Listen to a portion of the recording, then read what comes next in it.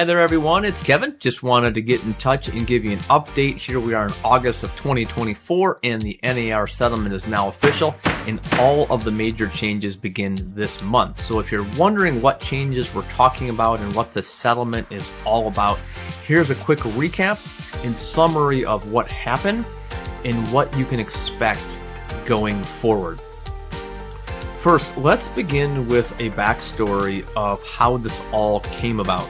In 2019, some home sellers in Missouri sued their real estate agents and their brokerages for inflating commissions, for price fixing, stating that their agents told them that all residential realtors earn a commission of 6% for selling a home, and that amount is non-negotiable. Little side note here, real estate commissions have always been negotiable, whether you're representing a buyer or a seller. Anyways, fast forward to 2023, spring of this year, the courts issued a verdict, and in the spring, the NAR settled and agreed to pay $418 million over 4 years. So what exactly does this mean? The first thing it means is if you sold a home going back from about 2019 and back as far as about a decade, you might be eligible to receive compensation. Compensation's not very much, it's less than $100. You will receive a notice in the mail if your property qualifies. So what else does this mean?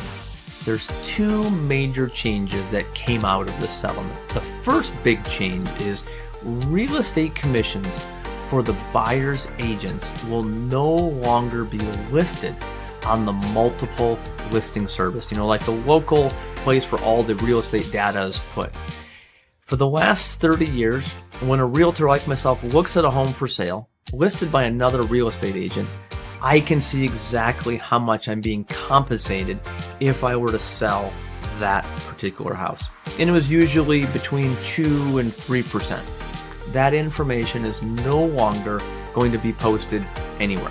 So the second major change is sellers of homes are no longer required to pay a buyer's agent's commission.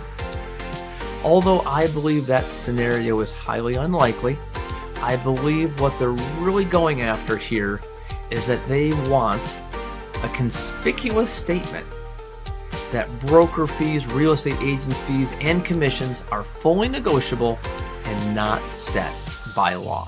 But let's move on and we'll dive into that a little deeper.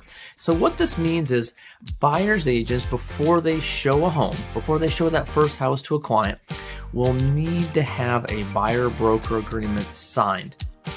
This is not a new document, just one that's not been used very often, and basically it lets those buyers know that they are responsible for paying a commission to their agent.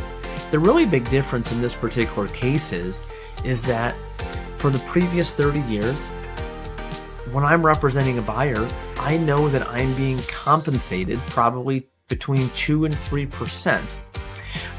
But now that everything is negotiable, it's possible that some sellers won't agree to pay a buyer's agent's commission. And if that happens, that expense will fall on the buyer.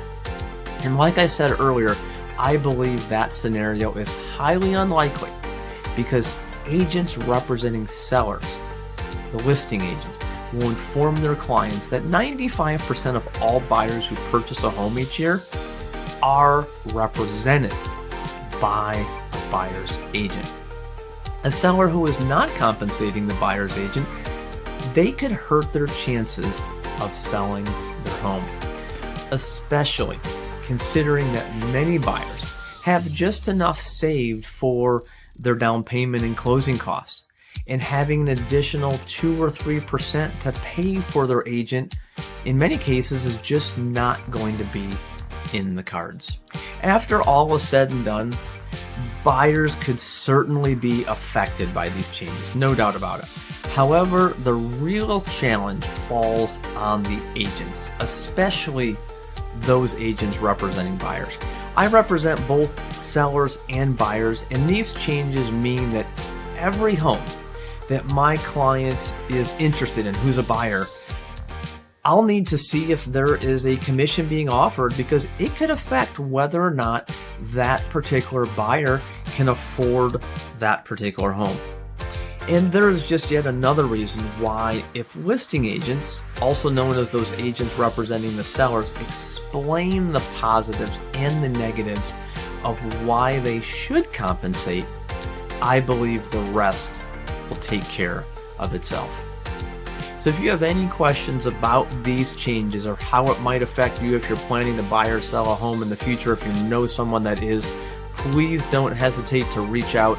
There's a lot of questions, a lot of speculation that's flying around out there, but in the end, I believe so much of this falls on us as the agents to be better at explaining the whole process and what everything looks like, so everyone goes into buying or selling a home with eyes wide open.